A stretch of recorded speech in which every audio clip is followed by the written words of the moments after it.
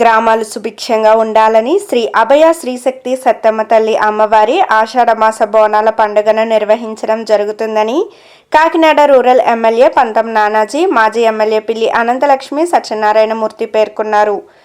చీడిగా Janasena party గ్రామ committee అధ్యక్షులు మహేష్ కుమార్ ఆధ్వర్యంలో కాకినాడ రూరల్ చీడిగా గ్రామంలో శ్రీ అభయ త్రిశక్తి సత్తమ్మ తల్లి అమ్మవారి ఆషాఢమాస బోనాల పండుగ ఘనంగా నిర్వహించారు. అమ్మవారి ఆలయం భక్తులతో కుక్కిరిసిపోయింది. మహిళలు, యువతులు బోనాలు తీసుకెళ్లి అమ్మవారికి సమర్పించారు.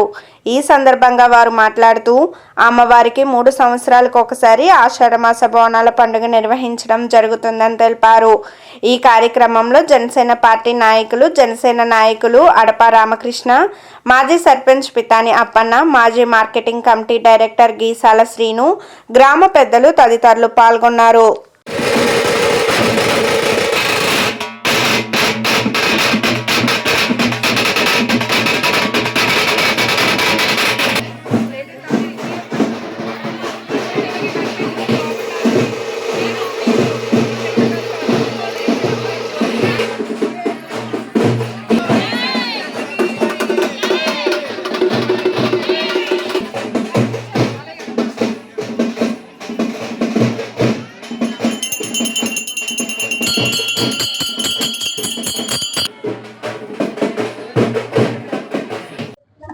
ఈరోజు కాకినాడ రూరల్ చీటి గ్రామంలో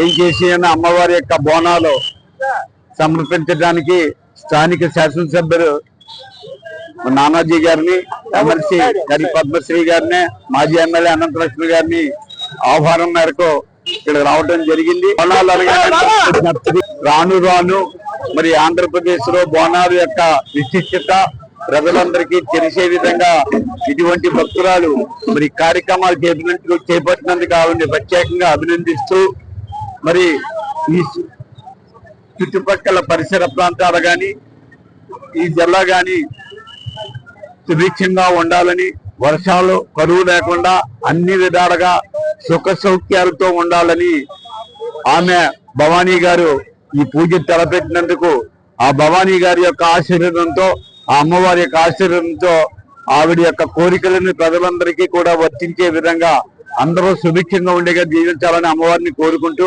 ఇటువంటి కార్యక్రమాలు ఎప్పుడు ఆవిడ పిలిచినా రావటం గత 5 సంవత్సరాల బట్టి మాకు ఇవాళ ఇంకా బాగా చేసినందుకు ప్రత్యేకిస్తా ఉన్నాం.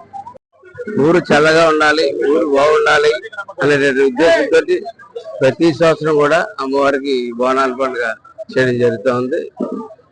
జనధనానికి ప్రతి సంవత్సరానికి, ముందు సంవత్సరానికి, గత సంవత్సరానికి అనేక ఇబ్బందులు కలుగుతున్నప్పటికీ కూడా అమ్మవారిని నమ్ముకుని మీరు చేస్తున్న పూజా విధానం అయితే మటుకు చాలా అద్భుతంగా ఉంది.